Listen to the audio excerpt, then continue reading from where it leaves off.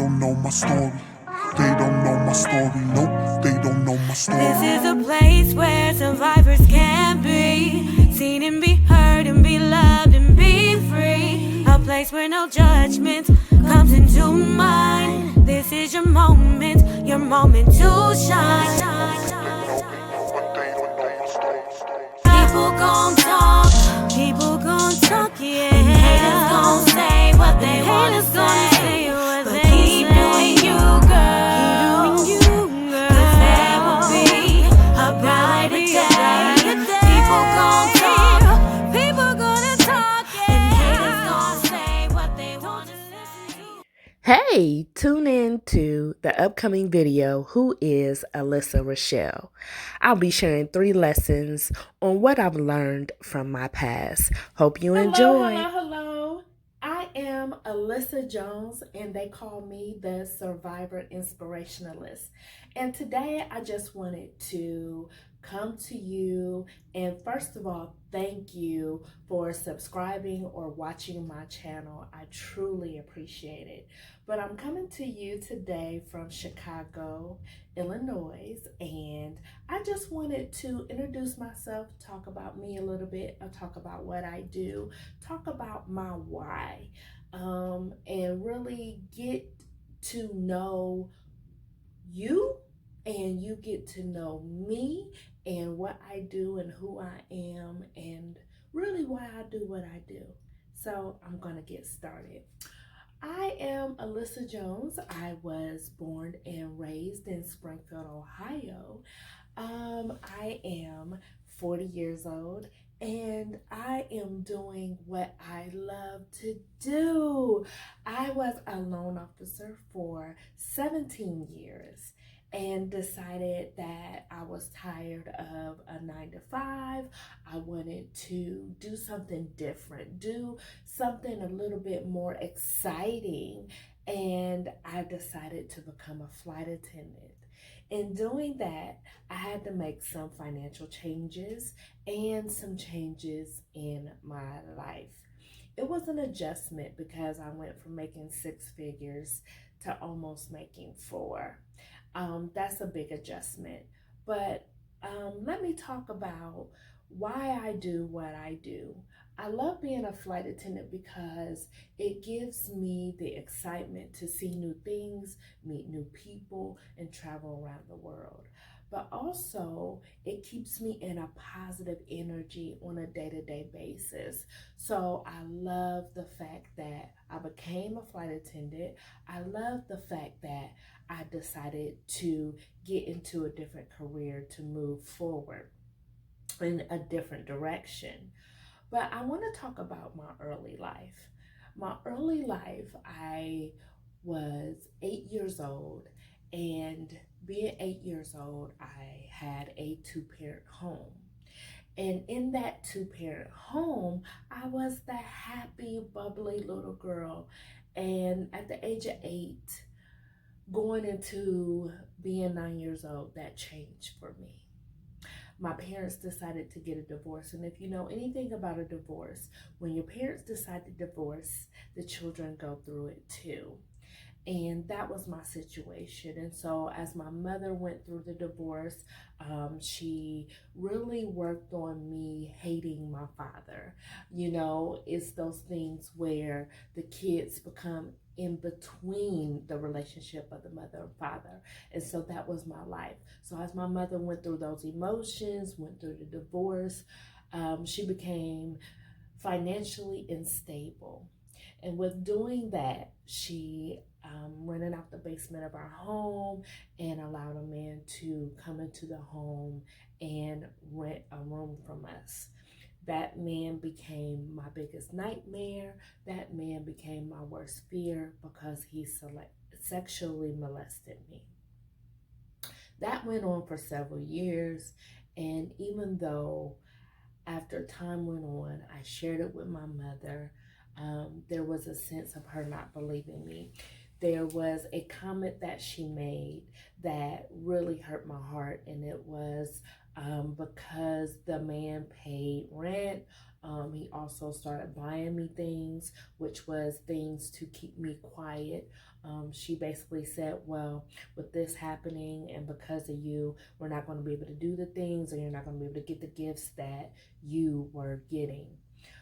At that time, I didn't care about any of the gifts because honestly, this man had kept having me perform oral sex on him, molesting me every day after school. I was in a real live nightmare. And so understanding that, I grew up very, very angry at my mother. We had a very strange and strained relationship. And with that, I had some resentment. I had some hate towards her. And I had to grow up with this and grow up understanding that I wasn't going to let my past define who I become, because when you allow your past to define the direction of your life, you start to become not loving of who you are. You start to become an evil person. You start to question every relationship that comes into your life. And see, that was the stone that hurt me so much. But then as I continued to grow older and trying to understand who I was as an individual after the man moved out of the home, and then at the age of 13, I found out my father that I thought was my father was not my father. And now I'm learning about a man that is biologically my father, that my mother had took him to court for child support. Now I'm looking at this man that looks like me, and he's denying me because after 13 years he never knew about me. For a long time I was angry at him. But as I got older, I was able to forgive him because I had to understand something that I didn't understand when I was younger, that this was new for him. Him finding out about me, it wasn't the hatred towards me that he was going for. It was the hatred towards my mother, because after 13 years, he didn't know about me. He's just not finding out about me. And so as we went through the motions of doing a blood test and doing a DNA test, well, here we are. I am his. Now he's paying child support. How do you get to a relationship? Now I'm questioning who I am. I'm questioning who I'm going to become, because now the man that I called my father for 13 years is not my father. How do you get through that? How do you grow through that? And so as I went on through life, I had to really do some self-work on me. I had to really get through the motions. After that, becoming a teenage mother, I was in a relationship with an older man that became abusive. So here I am looking for love in all the wrong places, and then I think I find love, and it's nothing but abuse. And I take it because I never really got to the point of loving me, understanding who I am. So as I share that with you, I'm being transparent and being open about my past, because I want you to understand that the victories I have today, I worked very hard for it. And so as I stand here talking to you right now, I want to give you 3 lessons that really got me through growing into who I am today. The number one, in which I mentioned it earlier, is do not let your past define your future. And you say, Alissa, okay, how can I do that? One of the things is learning who you are, loving who you are going to become. You have to make a decision that because your parents raised you to be who you are, or you looked at your parents' mistakes of, what you grew up with, you do not have to live by that. You can make up the person and decide who you're going to be. See, I had to take my mother's mistakes of going through life, What I learned about my mother growing up is that she had so much hatred in her heart. My mother was hard. She didn't know how to love. And so when my stepfather came into her life to love her, she didn't know how to receive it. See, I had to learn from that lesson because, see, I started following my mother's footsteps, looking for love and not really knowing who I was. So when I say do not let your past define your future, you learn who you are. And you understand who you are and what you want to become in life. See, what I knew growing up is that I didn't want to live with a cold heart. No matter the abuse that I went through, no matter how many people broke my heart, no matter how many men beat me, I knew that I did not want to be the person that shuts off but how can I use my past to teach people how to move forward in life? See, I had to make a decision that I was not going to live by the same rules and mistakes that my mother did. So I knew that I was going to take my past and turn it into a passion to help other people, other women like me that has been through what I've been through but want to impact a change. See, I started Survivors with Voices Foundation 5 years ago, actually 6 years ago. And with starting that organization, what I learned was there were so many women that went through abuse. There were so many women that went through domestic violence. There were so many women that ended up in a situationship because they didn't know how to love. They didn't know how to self-love themselves. They did not know how to get outside the past and not be defined by their past. So let me tell you how to do that. You have to get in your mind that your past is not your fault. You have to forgive you. See, I was forgiving all these other people for hurting me. But see, I had to forgive myself. See, I blamed myself for my abuse. I blamed myself for my mother's mistakes. I blamed myself because my father didn't know who I was until the age of 13. And see, I had to let that go. I had to let those burdens go because, see, I was not going to grow into the Alissa you see today until I did that. So number 2, forgive you. You have to forgive yourself for everything you blame yourself for. You have to forgive and let go. See, there was a time where I didn't know how to forgive. There was a time that I held on to grudges. And see, I had to understand that I was living in captivity. I was living in the fact that I could not let go. I could not forgive. And I had to understand that I had to free myself. If I did not free myself, I was going to always live into this revolving door and this cycle of being hurt and not forgiving, holding grudges. See, my mother, God rest her soul, is a Scorpio, and she was the queen of holding a grudge. And see, I had to learn from what I seen her do. See, my mother had hurt so many people in her life. So many people because she held on to grudges. And see, she would hurt them. Not physically, but she would hurt them emotionally. And so understanding that, I had to learn how to be different.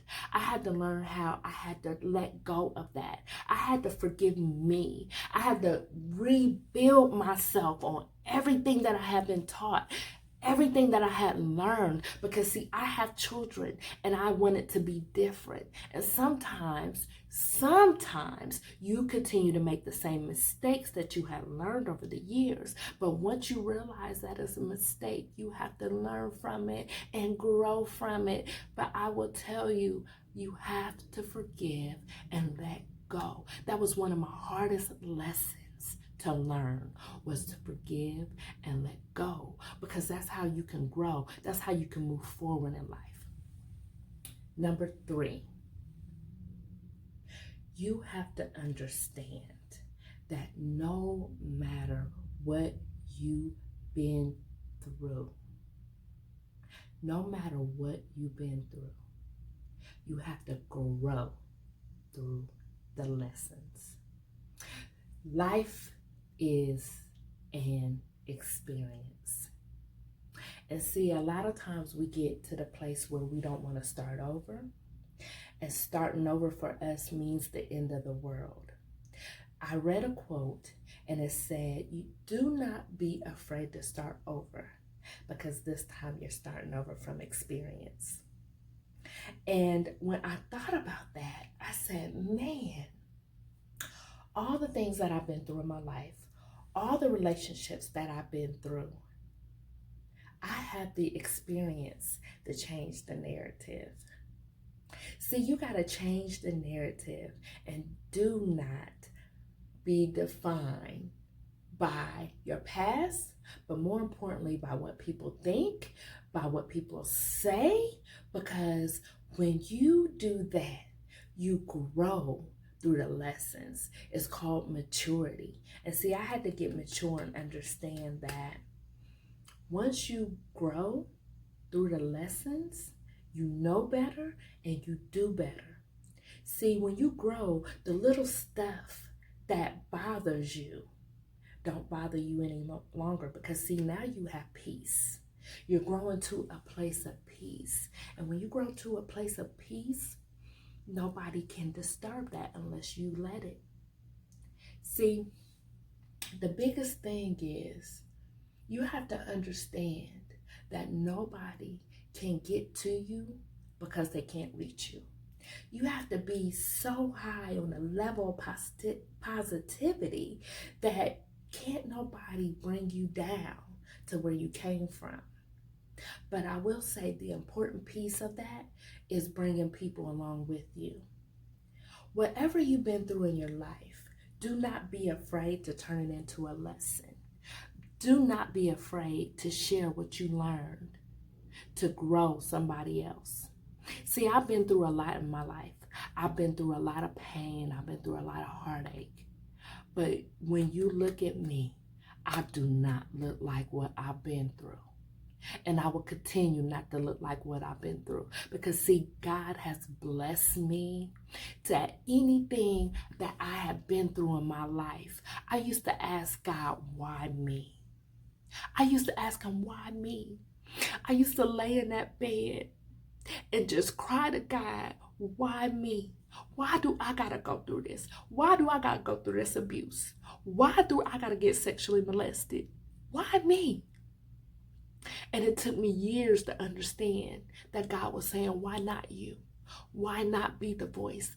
Why not help children that's been molested? Why not help survivors use their voice to unlock the wounds that can't be seen? Why not you?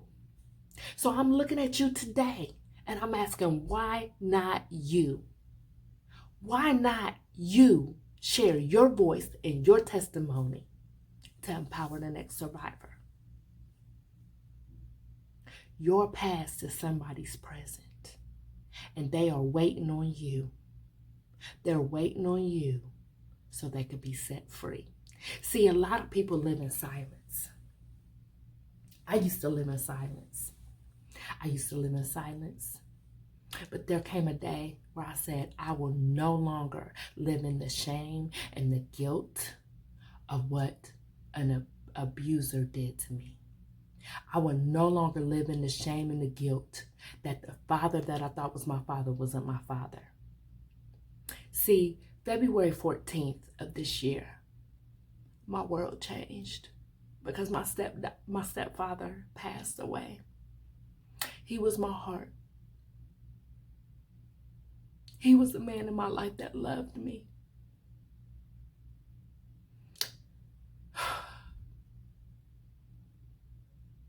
Then in April, I lost my biological father.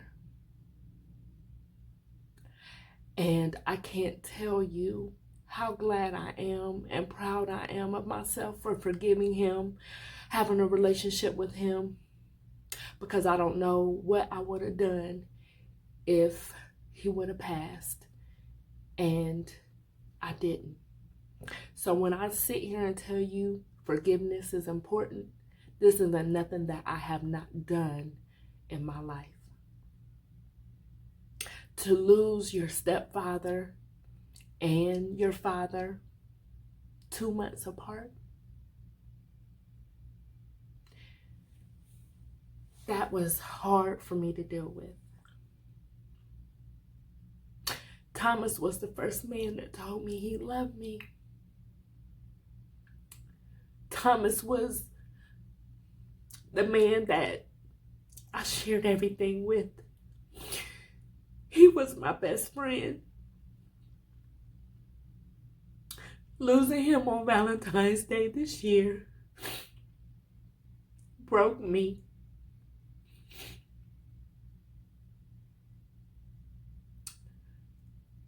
But I know in his death, there's a greater purpose. I lost my mom in 2013. I forgave her 3 years before she passed, not knowing 3 years was all I had left. See, me and my mother had a strained relationship, but what I didn't know at the time, until maybe a year or so before she passed, is her brother raped her at gunpoint. Then when she got to Ohio, she was raped again.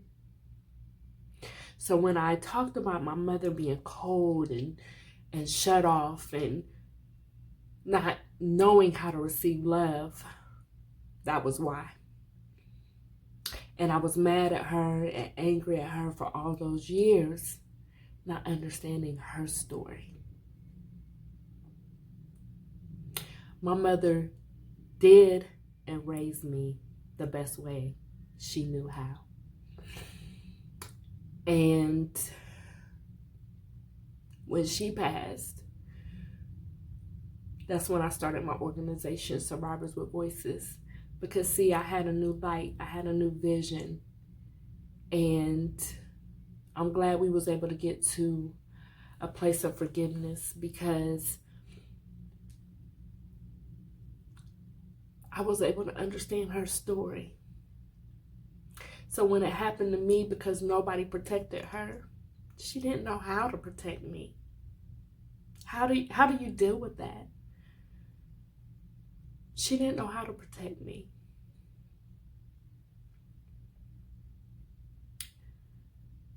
So you definitely cannot be defined by your past.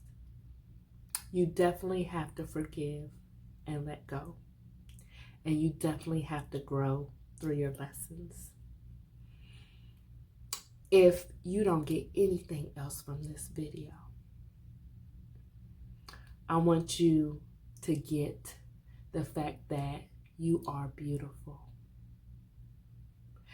There's somebody that loves you. There is somebody that needs to hear your story. There is somebody that needs to hear your voice. I really, truly appreciate the time that you have taken to listen to this video. And I hope that something I said resonates with you and resonates with your heart and give you a bigger vision for your purpose and why God chose you to be who you are. Because see, I'm walking in my purpose and I live every day on purpose, because you never know when your time is coming. And when you leave this earth, you want somebody to say, because of you, I didn't give up. See, I live for those words. That's why I have my organization. That's why I share my story every time I can, because I want you to look at me and say, because of you, Alissa, I didn't give up. Because of you, Alissa, I'm sharing my testimony. Because of you, Alissa, I'm writing my story. Because of you, Alissa, I'm unlocking my voice. Because of you, Alissa, I am using my voice to heal the wounds that can't be seen. Because of you, Alissa, I am doing the work to love myself. Because of you, Alissa, I am doing the work to forgive and let go. And because of you, Alissa, I am growing through my lessons.